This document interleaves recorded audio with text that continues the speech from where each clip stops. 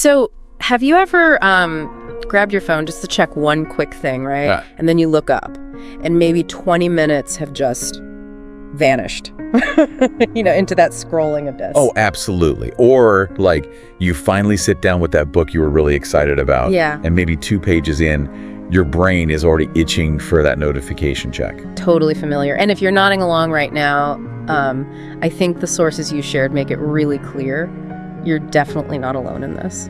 Right. And maybe more importantly, it's not just, lack of willpower or some personal failing. Exactly. The material we've been looking at paints a picture of something bigger. One source actually calls it a modern hidden sickness. A hidden sickness. That's quite a phrase. It suggests something pervasive, something that's kind of hijacked our ability to really focus, doesn't it? It really does. So, okay, for this deep dive, our mission is basically to unpack all these sources you sent over. We want to pull out the key ideas. Yeah, figure out what exactly is this distraction sickness? How's it actually affecting us? And crucially, what do these specific sources suggest we can actually do about it? Because, the materials are pretty clear. This isn't just about finishing a YouTube video. No, it connects to something much deeper, right? Like our personal growth, building the kind of life you actually want to live. Okay, so let's dive in. Welcome to a podcast inspired by the YouTube channel Climb Up Podcast, where we explore topics on personal growth and finding meaning in life. The sources, well, they immediately frame this whole thing not just as a productivity hack, but as a core personal development challenge. Right. They suggest that if you feel stuck, like you're hitting a wall with your goals, could be learning something new, a creative project, even just sticking to healthier habits. This constant draining away of your attention, being pulled everywhere. That's a huge, often unseen barrier. And that brings us to a really interesting idea from one source. It talks about the economy of personal growth. Ah, okay. Like we know about financial investing. Exactly. But this says, in the world of your own development, your most valuable asset, and maybe the rarest one these days, is your attention. That's a powerful way to put it. Yeah. It really makes you stop and think, okay, how am I spending that asset? Yeah. Is it just being, passively sucked up by algorithms that are built just to keep you scrolling for their profit? Why? Are you consciously deciding, no, I'm investing this attention here in my goals, in building something for myself? Right. Because think about it. Every time you get lost scrolling without meaning to, you're essentially handing over your prime resource. Someone else profits. Yeah, I think one article mentioned the average person picks up their phone, nearly 60 times a day? Wow. And a lot of that is just reacting, not choosing. That's your attention leaking away. But then, flip side, every moment you choose to focus, maybe reading just one page deeply, or working through a tricky problem, or even just having a conversation where you're actually present. That's a direct investment back into you. And the sources say that compounds. It does. And this idea of attention as an asset naturally leads into talking about focus itself. Several sources build on this concept, often traced back to Cal Newport. Right, deep work. Exactly. The idea that in today's world, where real deep concentration is getting so rare, the ability to truly focus, it's basically a superpower. Focus as a superpower. I like that framing. It shifts it from being a chore, something you should do, to a strength you can actually build. Precisely. And the sources you provided, they list some pretty compelling benefits, some serious returns on developing the superpower. First up, faster growth. Faster growth? Yeah. How so? One study they referenced compared two groups learning some complex software. Same total practice time. Okay. But one group did it in 2 solid, uninterrupted 90-minute blocks. The other group's time was fragmented email checks, notifications popping up. Ah, I can see where this is going. Yeah.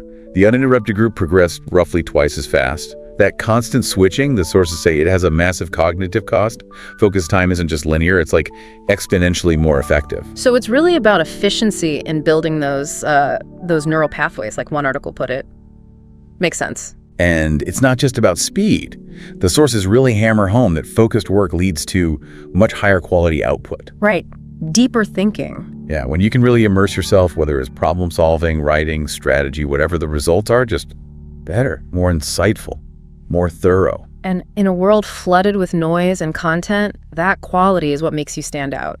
The sources link that directly back to focused effort. And maybe the most important piece, especially thinking about personal development, is what the sources say about inner satisfaction. Ah, okay. Tell me more. They argue that this is where true sustainable motivation comes from.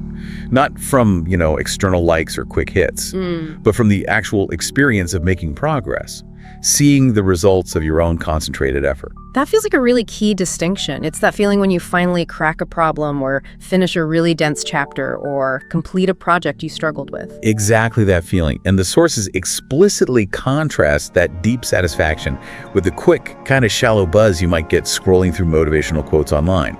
Right, that feels good for a second, but it doesn't actually fuel anything long-term, doesn't build that inner drive. Precisely. Which brings us to another major shift in perspective that immaterial presents. It's about moving away from seeing yourself as like a helpless victim of technology. Constantly bombarded, yeah. Right. And instead, stepping up and reframing it, taking on the role of the active hero of your own life. Hero of your own life. I like the sound of that. It's about agency, taking back the reins. It is. And so those practical techniques people talk about for focus, the Pomodoro technique, time blocking for deep work, the sources reframe them. They're not tedious restrictions. They're powerful tools you're choosing to use to build a stronger mind. Okay, so how do they frame Pomodoro, for instance? One article called it a personal focus trainer.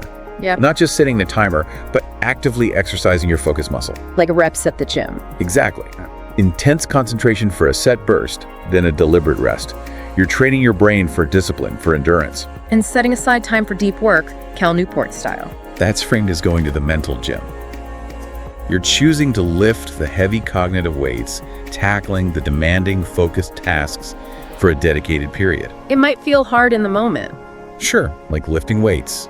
But the sources emphasize that's how you actually build that mental strength, that cognitive capacity over time. And this training idea extends to your environment too, right? Yeah. Managing notifications, putting the phone away. Absolutely. The material calls that building the architecture of an intentional life. It's not just avoiding temptation, it's actively designing your surroundings for focus. It's a declaration, almost, like I decide what gets my attention, not some random ping. Exactly. You're choosing proactive design over reactive chaos. It feels way more empowering. It does. And speaking of those digital temptations, let's circle back to that idea of scrolling for motivation. Ah, yes. The sources pull no punches on this one. They compare it to drinking salt water. Ooh, okay. Explain that. Well, it feels like it's quenching your thirst, right? Gives you that momentary hit, that buzz of inspiration. Yeah, you see a motivational video, feel pumped for a minute. But ultimately, it just leaves you feeling more depleted, more thirsty, and crucially, no closer to actually doing the thing you supposedly needed motivation for. That analogy really lands, a quick fix that doesn't actually fuel sustained action. Exactly. And the sources are really consistent on this. True, sustainable motivation isn't something you find by consuming more content. It's a byproduct. A byproduct of what? Of action, of actually doing something. Ah, okay, so it's not about waiting to feel motivated to start. No, it's about starting, even small, to generate the motivation.